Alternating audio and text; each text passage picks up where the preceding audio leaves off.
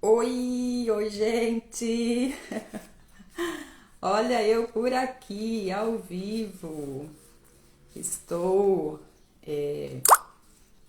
me desafiando.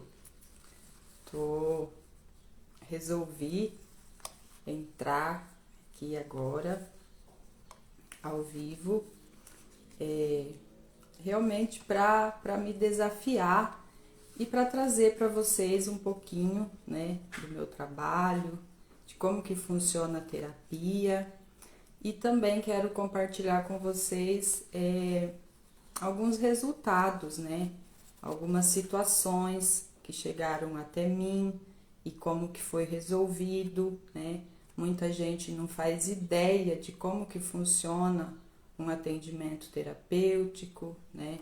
Por mais que está bem difundido, né, no Brasil, as práticas terapêuticas, mas tem muita gente que não conhece, não tem noção de como que funciona.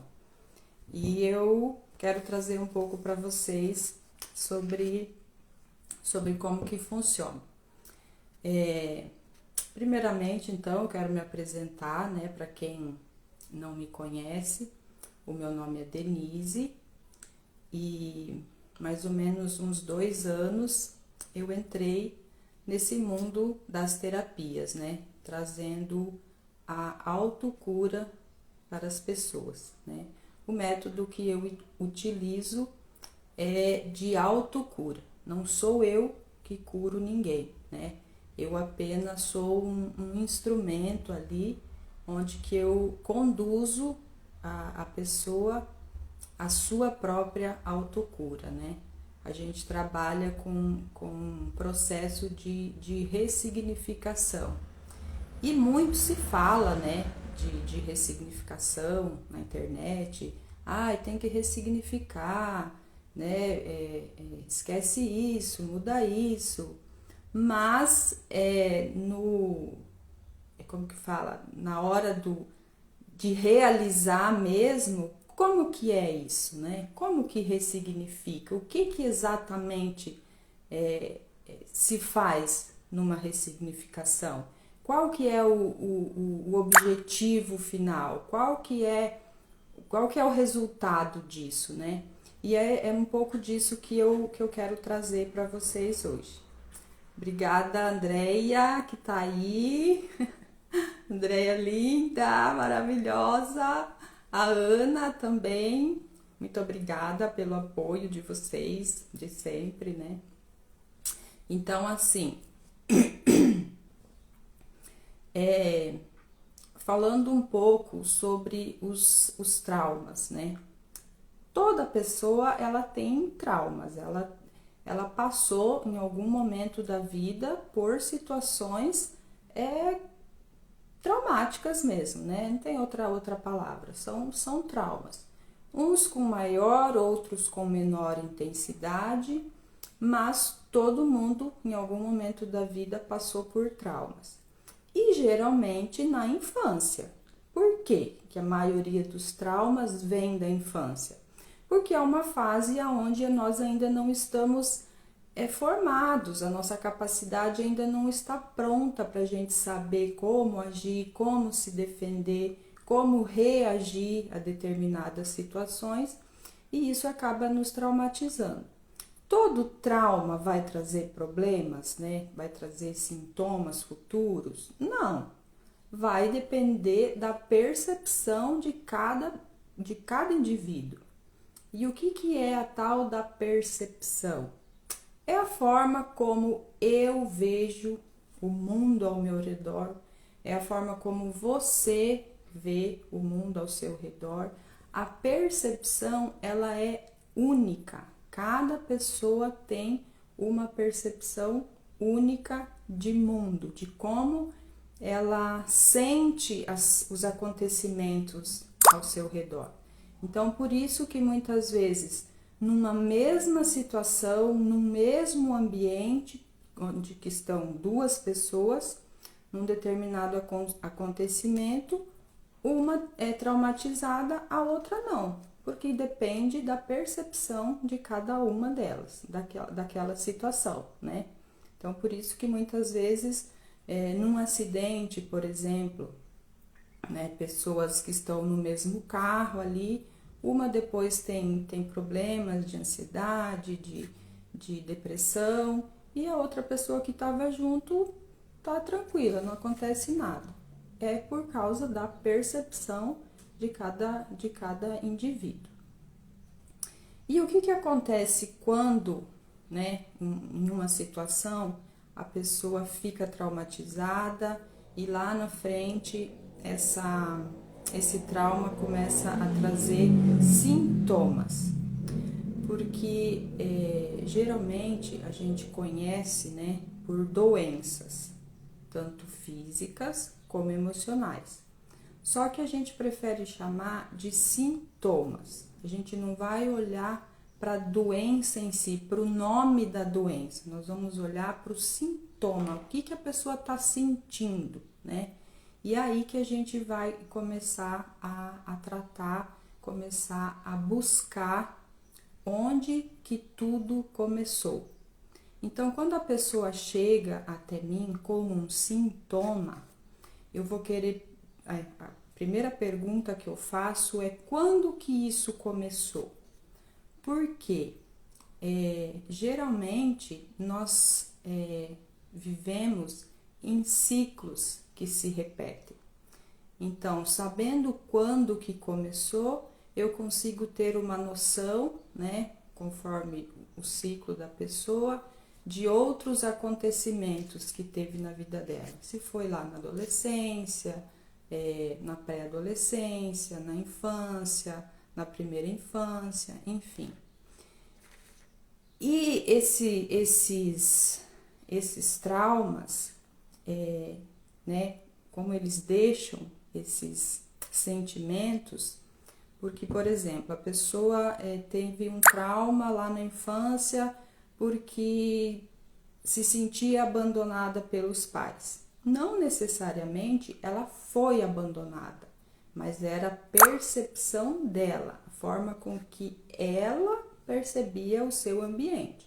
Talvez os pais até eram presentes, mas na forma dela perceber não era suficiente aquela presença, então ela se sentia abandonada.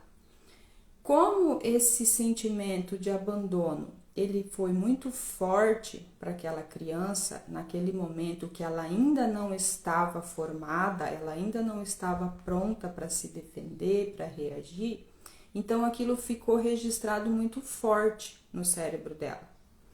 E é esses tipos de sentimentos que eles vão começar a se repetir na vida dela até a vida adulta.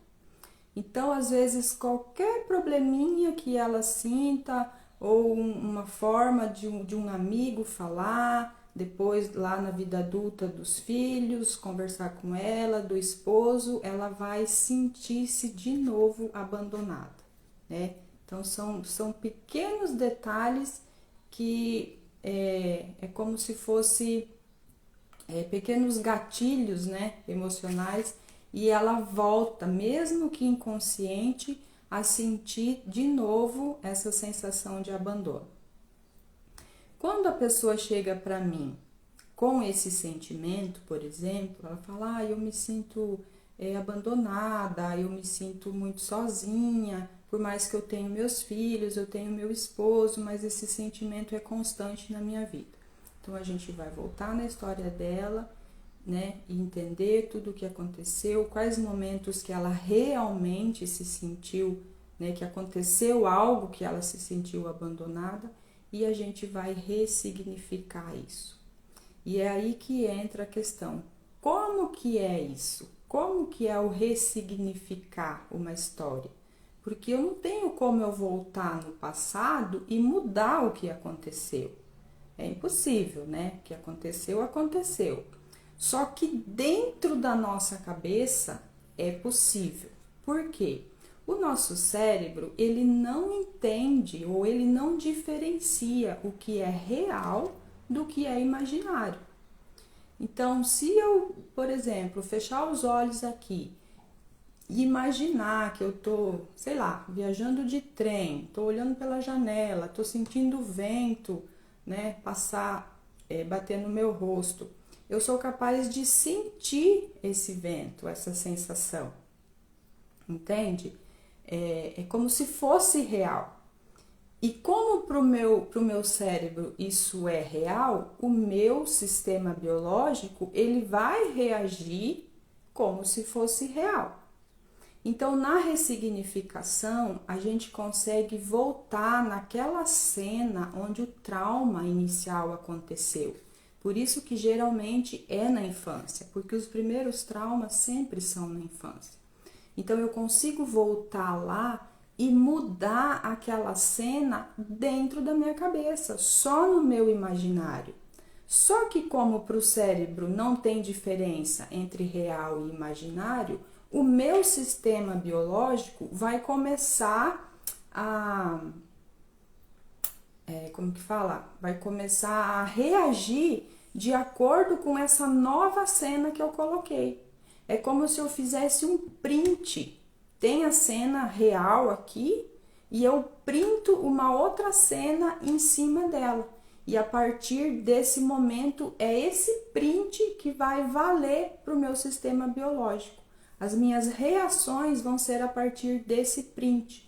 Por isso que a autocura ela começa já no instante do atendimento. No momento que a gente faz essa mudança de cena, já inicia a autocura, porque o meu sistema biológico já começa a reagir de acordo com essa nova cena. Porque se lá atrás foi um momento de medo, de pavor, que você paralisou, que você se sentiu abandonada, rejeitada, e agora eu mudei essa cena para completamente o oposto, né? Eu tenho que mudar para algo positivo para mim, onde eu me senti bem, onde eu me senti acolhida, onde eu me senti aceita. Então, nesse momento que eu faço aquele que alívio, né? Aí inicia já a autocura. E eu trouxe alguns casos para, deixa eu ver aqui, as meninas, Letícia, obrigada, Sandra, Alice, muito obrigada, meninas. Eu tô bastante nervosa, né? Acho que dá para perceber. Mas, tipo assim, né? Tá com medo? Vai com medo mesmo. Vamos embora. Então, eu trouxe alguns casos que eu atendi que vai dar para vocês entender bem como que isso funciona e o resultado que isso tem. Que o importante é isso, né? Não importa muito o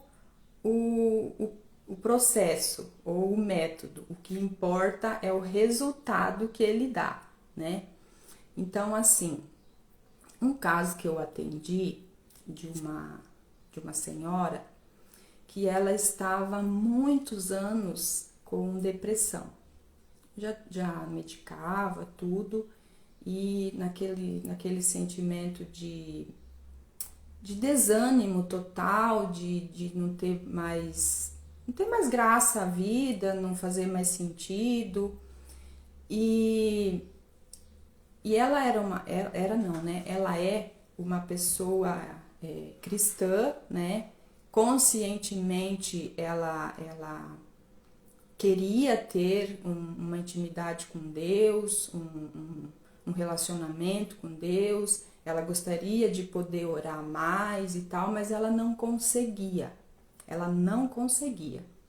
E eu acredito que isso é a situação assim de muitas pessoas hoje em dia.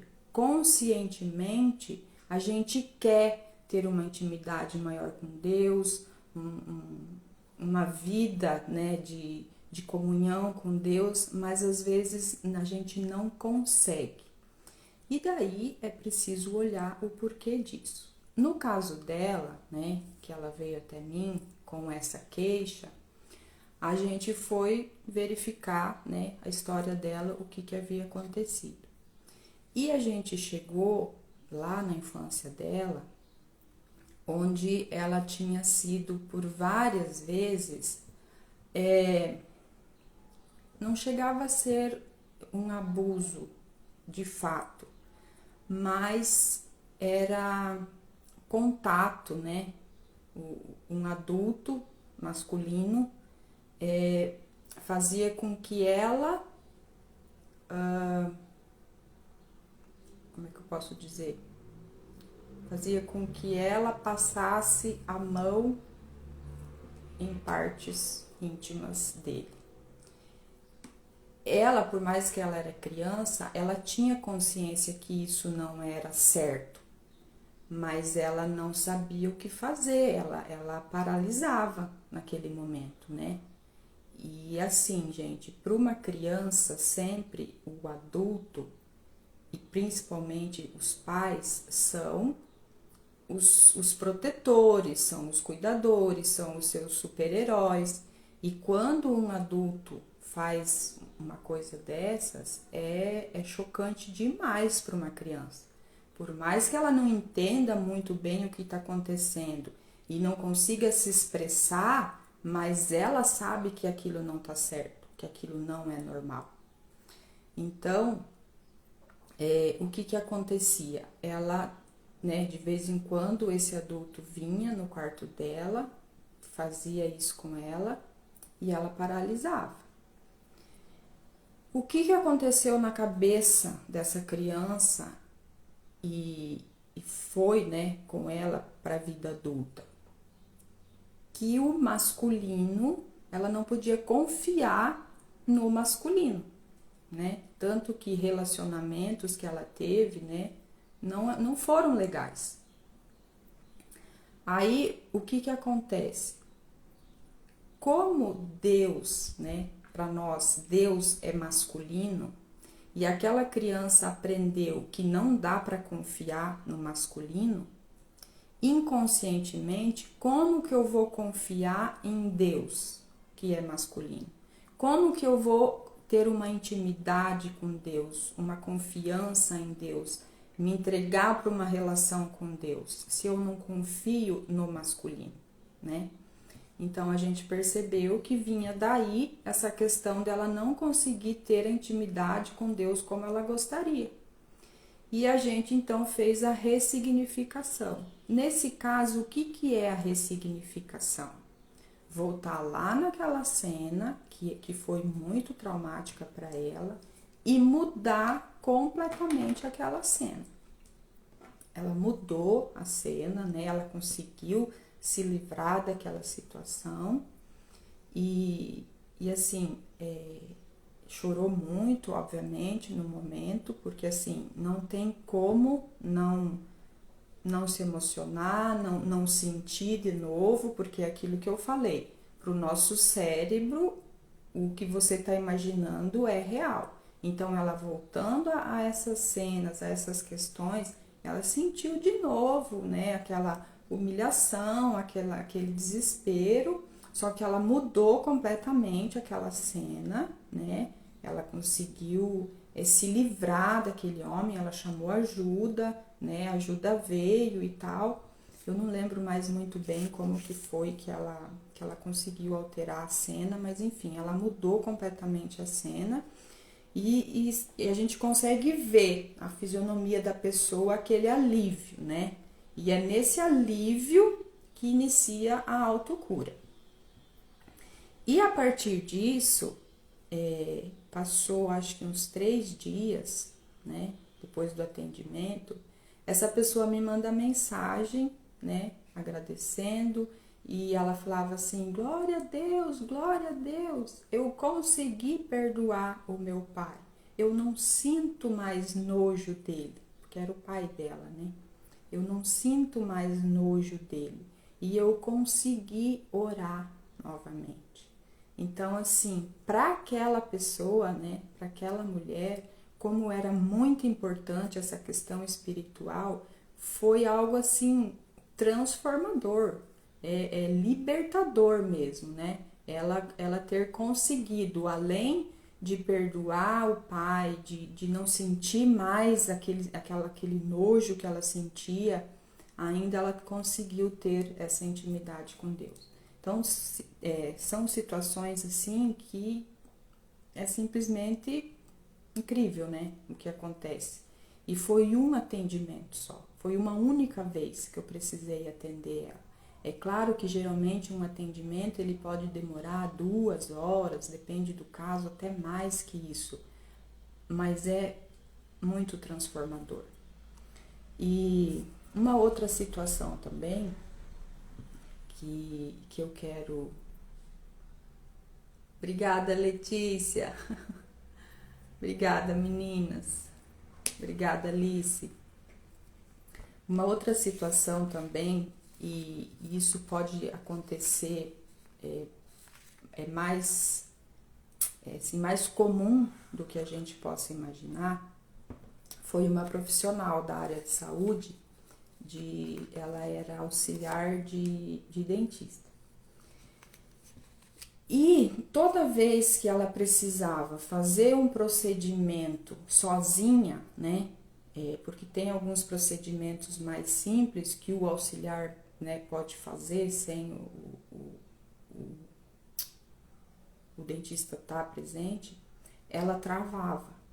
Ela achava que ela não podia, que ela não conseguia, que ela não ia dar conta, ela tremia, ela suava frio e ela não entendia o porquê daquilo, sendo que já fazia tempo que ela estava naquela profissão, né? Quando o dentista estava junto com ela, beleza, ela ia de boa, mas quando ela precisava ficar sozinha, né, por ela mesma, né, fazer o procedimento ali, ela ficava apavorada. Vinha aquele sentimento de incapacidade. Eu não posso fazer isso sozinha, eu não sou capaz de fazer isso sozinha. E daí a gente também foi ver a história dela e também, né, não diferente, lá na infância ela havia passado por situações bem complicadas, separação dos pais e tal, aí ela acabou ficando com a avó. E essa avó maltratava muito ela, chamava ela de burra, falava que não ia dar nada na vida, que não ia servir para nada, ela queria estudar, a avó não deixava, falava que estava perdendo tempo, porque ela não ia dar nada mesmo, então não precisava ficar perdendo tempo com os cadernos, que era melhor ela fazer algum serviço de casa, alguma coisa, ajudar a avó, que o estudo não fazia sentido para ela, porque ela não quer ser nada na vida. E isso ficou impregnado na cabeça daquela menina, né? Ela cresceu, né, uma mulher adulta, depois, inclusive, ela casou, e em alguns momentos o próprio esposo falava também isso para ela, que ela era burra, que ela nunca ia dar nada na vida, que ela não servia para nada, mas, né, ela conseguiu, ela se esforçou e ela conseguiu esse trabalho, e daí travava. Então, a gente também voltou lá naquelas cenas da avó, né, onde que ela mudou aquela cena, onde a avó então elogiava ela, falava que era para ela estudar sim, que ela seria uma ótima profissional, que ela poderia realizar tudo o que ela quisesse, né, todos os sonhos dela, enfim. A partir daquele dia, né, daquele atendimento, ela começou a conseguir, né, ela destravou, ela conseguia atender os pacientes sozinha quando era preciso, né, nos procedimentos, e ela me disse assim, meu Deus, como foi libertador, eu não travei mais, eu não senti mais medo, eu não tive mais aqueles calafrios, né, e também foi um único atendimento, né, desbloqueou, destravou, ressignificamos aquilo tudo e ela conseguiu, né, fazer ali o trabalho dela da melhor forma possível. Então, assim, tem coisas que a gente acha que, isso ficou no passado, nem lembro mais disso, deixa pra lá. Não dá para deixar pra lá, porque as nossas memórias, desde o útero da nossa mãe, elas nos acompanham. Não tem como deixar para lá. E tudo fica registrado, e tudo que é registrado fica trazendo consequências na nossa vida, sabe? Não tem como deixar para lá. Então, eu acredito assim, que por mais que a pessoa esteja com a vida tranquila, que ela acha que tá tudo bem, que não tem problema de saúde, mas se for vir para um atendimento de terapia, a gente vai achar coisas sim de traumas e situações que são importantes ressignificar. E assim, essas questões, né, desses traumas, eles começam com sintomas emocionais, né, sintomas de frustração, de abandono, de tristeza, de mágoa, de raiva, e a gente não olha para isso, a gente vai deixando isso. Só que quando você não olha para os sintomas, quando eles ainda estão no emocional, eles vão aparecer no corpo físico, que é aí que as doenças aparecem, né? Que daí, no meu caso, não chamo de doença, mas de sintomas físicos, que é qualquer tipo de doença, desde de dores de cabeça, qualquer tipo de infecção, tumores, tudo vem de acontecimentos do passado que não foram resolvidos, né? Então, assim, todo mundo deveria, pelo menos uma vez na vida, passar por um atendimento terapêutico, porque é simplesmente libertador. É libertador, né? Trazer a consciência, o porquê de coisas que estão acontecendo com nós hoje, assim, libertador mesmo, né? Não tem outra palavra, é libertador. Oi, Sandra, Kátia, tudo bem, meninas? Eu acho que seria isso que eu queria compartilhar com vocês hoje, um pouquinho do meu trabalho, e eu quero que vocês deixem aí nos comentários o que vocês acharam, alguma sugestão, algo que vocês gostariam de saber, algo, né, que vocês gostariam que eu trouxesse aqui, alguma curiosidade que vocês têm. Deixem aí nos comentários, que agora que eu me encorajei de começar a fazer lives, né, eu vou estar trazendo aqui sempre que eu tiver coragem de entrar e tá explicando algum assunto para vocês, porque eu acho que é bem importante, né? São assuntos assim que, por mais que, para mim, que já tô, né, há mais de 2 anos nessa área, já é comum, mas eu percebo assim que tem muita gente que não faz ideia, né, dessas questões de traumas de infância, de como que esses traumas eles nos acompanham a vida toda, as consequências disso, né? Que as doenças vêm por situações emocionais que não foram resolvidas, enfim. E isso é muito importante, né? Isso, na verdade, deveria ser tema de sala de aula, né? A gente precisaria aprender isso, porque com certeza muitas enfermidades seriam evitadas se a gente tivesse esse conhecimento desde sempre, né? Shirley também tá aqui. Obrigada, meninas. Então, gente, eu acho que seria isso. Quero agradecer por vocês terem entrado, me acompanhado, pelo apoio, né? Sempre tem aquelas que estão ali firme com nós, nos apoiando em qualquer momento, em qualquer situação. Eu sou muito grata pela vida de todas vocês. E é isso. Deus abençoe vocês. Vocês sabem que podem contar comigo sempre, né? Se quiserem, vou deixar essa live salva, se eu conseguir, né? Porque eu ainda não sei muito bem como que funciona, mas acredito que vai dar tudo certo. Vou deixar salva, vocês podem enviar também para alguém que vocês saibam que precisa, tá bom? Um beijo, meninas. Fiquem com Deus e até a próxima.